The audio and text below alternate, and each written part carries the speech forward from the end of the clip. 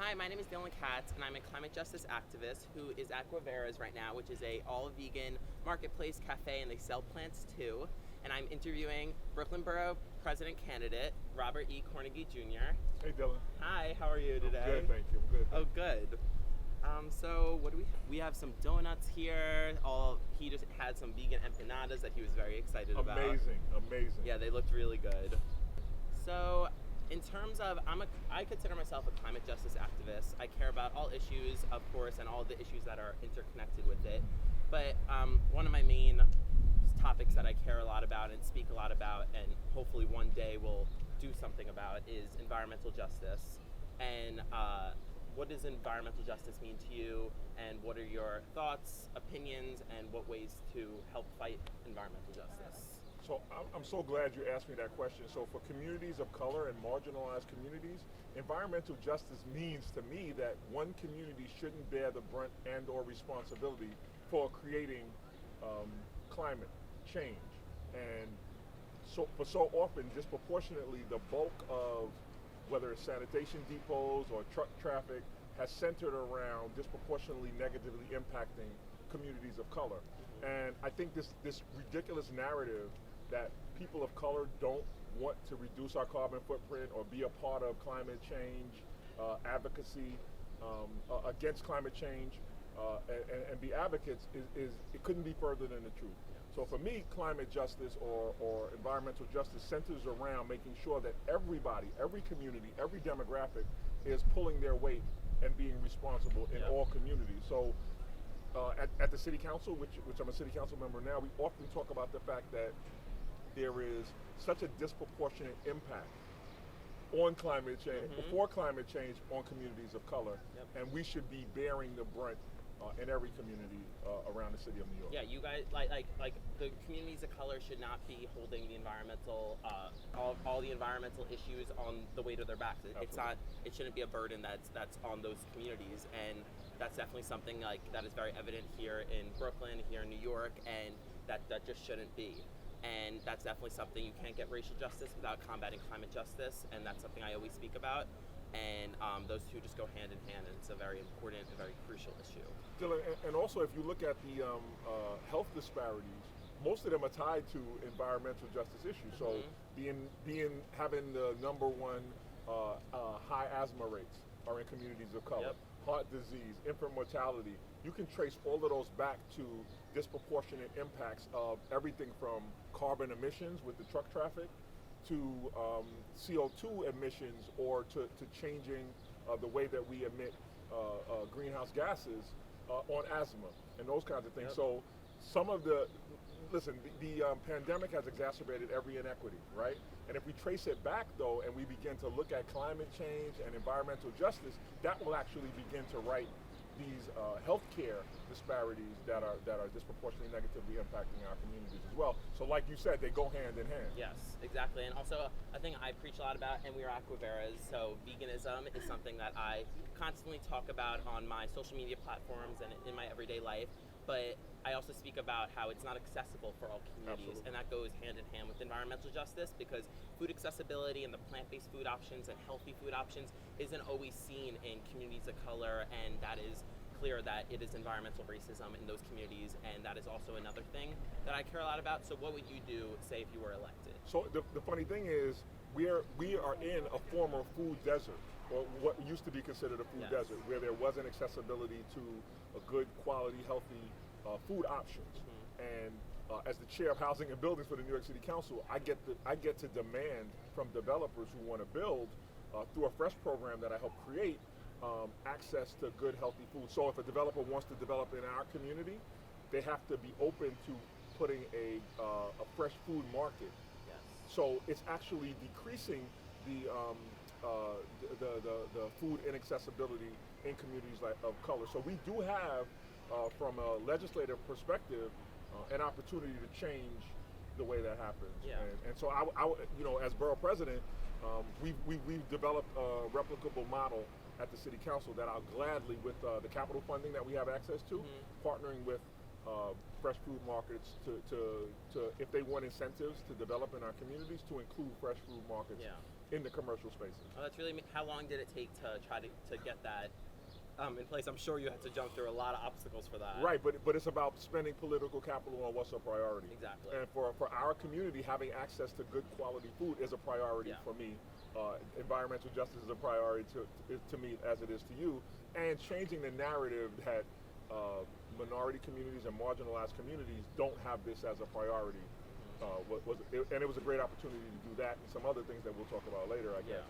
Yeah, no, exactly, and that's honestly an amazing thing that I didn't even know that was put into place and all, and was created by you and you helped push. So that's really amazing.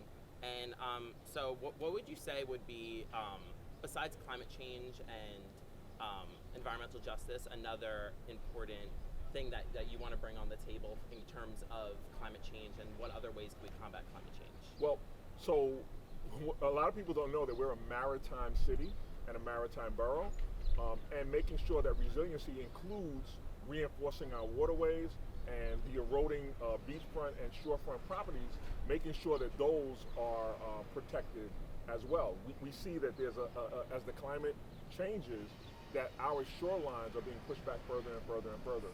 So any conversation inland about reducing our carbon footprint and all of those great opportunities to reduce our carbon footprint has to include recovery and resiliency on our waterfronts. And so for me, I've made that a priority. And then changing the way that we access energy. Yes. I was able to, in partnership with some state colleagues of mine, bring $3 million from the city council to Kingsborough Community College, which is a beachfront or waterfront institution in our CUNY network, for a maritime program that does offshore wind turbines. So we can have our young people in their education curriculum begin to look at alternative energy. So I'm looking very forward to that. We're going to do a tour of those facilities in the next couple of weeks. So we don't have to wait much longer, and young people who are in an academic environment get to really be at the forefront of changing the way we access energy. Yeah, that's great. And also, a lot of the climate movement is started by young people, because we've seen the way that we've just been destroying the planet and not having clean energy, like you just said. So I do think it's important to even bring that into schools and for children to learn about climate education and learn about all the climate destruction that we've caused and what our other options are to these complicated issues. So I was going to wait till great. later in the interview to thank you for your advocacy, right? And really ask you. I got to ask. This is the part where I get to ask a question. Okay, good. I got to ask. How did you get involved at such a young age? It's my understanding, doing my research on you, that you're a sophomore at Pace. Yeah. And quite frankly, we're as legislators, we're being driven by a movement that's spearheaded and is vocal from education and from folks who really want to see a planet that they can use. Yes. Which I understand. And that we're not destroying. Right. So I get to teach at MIT. I'm a teacher. I'm an instructor at MIT. Yes. And so I'm not a genius, but I get to be around genius types. And I'm always amazed that in teaching a course, we just did a course on facial recognition, and I intended to talk about the software and all of that. They wanted to discuss the social justice constructs around facial recognition and whether or not it's going to disproportionately impact negatively in communities of color. And I was like, hey, wait, so understanding that young people are now taking on the mantle and being proactive with the planet is amazing. How did you get there at 20 years? At 20 years old, that may not have been exactly what I'm thinking. I don't want to say for your show what I was doing at 20, but certainly pushing forward an agenda that made the planet better than you found it, I think is incredible. How? Well, how did you get here? It definitely started with my plant-based journey, for starters, about environmental justice, climate change, and all other political issues. So I would definitely say when I watched a couple of documentaries, that's really what started me. One day I was like, when I was first learning about everything, for example, climate change, I was like, oh, what is this? Oh, this documentary on Netflix, Cowspiracy, what the hell, Game Changers, the recently Seaspiracy. So that's definitely what got me involved and interested in the climate movement and the bigger movement in general, but just having a sustainable planet with the people, the prosperity for the people and the planet. So I would say that the documentary started, and then I joined 2 youth-led climate organizations here in New York City, and then that furthered my love, my research, my dedication towards this movement, and then I realized how many issues are like again, like I said before, interconnected with our climate issues, and then that really got me into activism in general, into politics. That got me to join local protests, join local clubs, organizations that help me, like my voting advocacy for certain candidates, doing research on that, and then telling my followers and my friends and my family to do that. So I would definitely say it started with documentaries, and then it just kind of spiraled into readings and into doing a lot of research on it. And I was like, what's going on? How are we, like, we're destroying this planet, we're destroying each other. How is this happening? Like, how are we allowing this to happen? And that thought, I was like, what is going on? Is no one gonna do anything about it? And then I kind of went into my anxiety spiral moment, and that's really what got me involved in everything. And then I started following a bunch of political accounts and a bunch of great leaders in different communities and that care for different topics. And so social media helped, the documentaries helped, and reading helped. So my dad said that there's three kind of people in the world: those that make things happen, those that watch things happen, and those that wonder what happened. Yeah. So it's great to see that there are so many people who are willing to leverage everything they have to make things happen. So quite frankly, everything that I do and every policy is informed by my kitchen table. I'm a dad of 6. Yes. And I just want to tell a quick story. Feel free to. My daughter, who's now 21, who will be attending Columbia in the fall for graduate school, she's pretty awesome. She was graduating she was going to junior prom. Okay. And as a proud dad, I was ready to rent the biggest limousine I could possibly find. And she sat me down. She said, "Dad, nobody rents limousines anymore. What they do is they sit outside the venue and they run the vehicles and the carbon emissions and whatever." She said, "Get me an executive app-based vehicle that is in service when it's not waiting for me. It's still using it. At least it's moving around." Yeah, that's great. And so that's when the light bulb went on for me that, hey, there are so many opportunities, to make a difference. And so I'm driven by my children. I don't own a car now because my children are like, "Dad, it's not necessary to contribute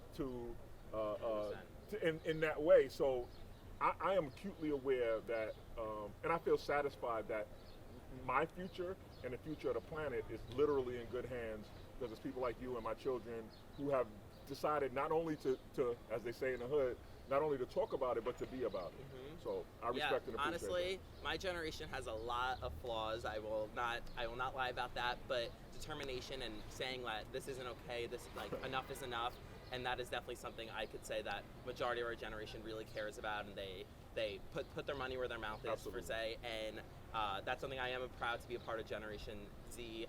And are we at Z? I'm pretty sure I'm Generation Z because that's what people say. So I'm going with that. Okay. Correct me if I'm wrong. But yeah, I'm very especially for example this past summer with the nationwide Black Lives Matter protest.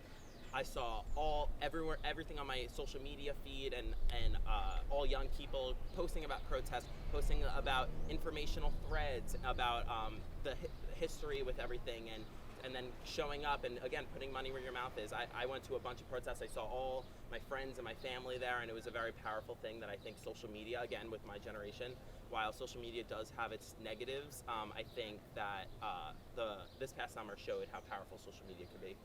Do you think that social media is more good or bad, or what are your thoughts on social media as a whole? I think it's more good than it is bad, right? And it's like anything, used incorrectly, yes, it can be horrible, but the reality is sharing information, demonstrating what we're seeing in the world and sharing it in that way, yes, has been a tremendous asset. It's been an asset for climate change and climate change issues. Yes. It's been an asset for social justice, as we saw.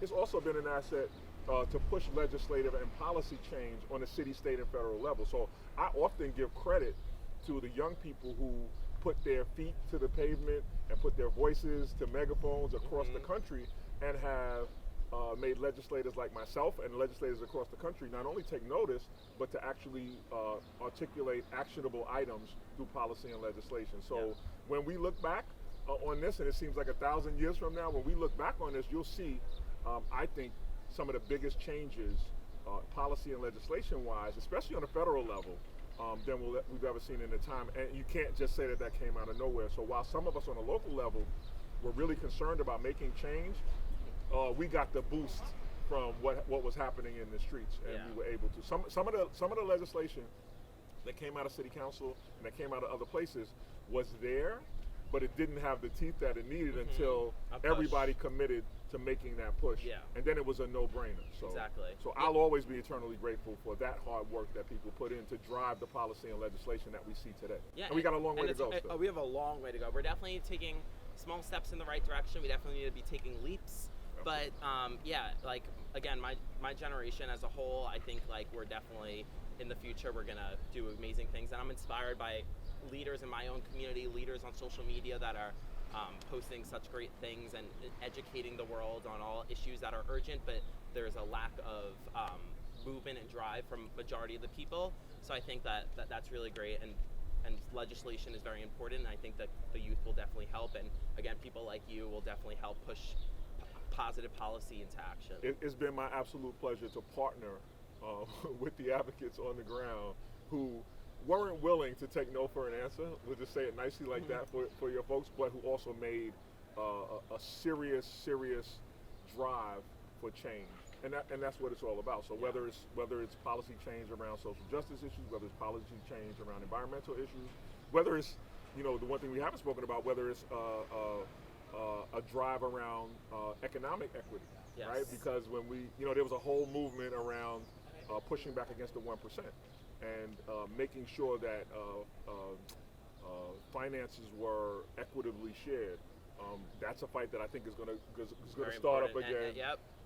Really soon and really quickly, and it has to, right? There's such disparity, not only in communities but in ethnic classes, it's kind of ridiculous that in some places in the city people are living with abstract poverty. If you walk, so on a beautiful day like this, while we're enjoying here, if you go 2 blocks over, you can find chronically homeless people with clear mental health issues, just kind of unprotected and without the support services necessary for them to get the help that they need, and that's a real issue, and we have to address that as well.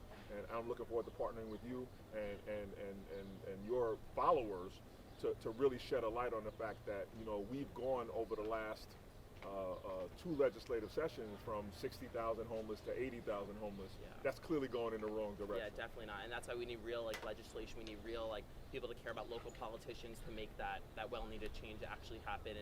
And it's just you can't just sit back and just allow these terrible things to happen and injustices. That's why you have to actually vote for politicians who care about the city and care about your community and will actually make positive change. So it's funny because the word politician in and of itself has such a negative connotation, right? But I think that there's some variances between local electeds and the federal government, right? So I always struggle with the idea, and I accept it because most people don't mean it with a negative connotation, but it always kind of bristles the hair on the back of my neck when somebody says, "Oh, Rob, the politician," because some of us came up from this community with the sole goal of improving the quality of life of its family members, not even some distant kind of idea. You're a local leader. Right. And who people elected and have a reasonable expectation that you're going to carry their voices. So I don't want to get into the differences there, but sometimes I think when I look at my colleagues, city, state, and federal colleagues, I'm acutely aware that there's a difference. Like we don't eat at a different place. We don't worship at a different place. We don't go to different parks. It's like every other person. Right, like every other person. So and it demonstrates the ability. My next question for you was going to be this kind of question, which is where do you see yourself in 5 years? Ooh, that's a good question.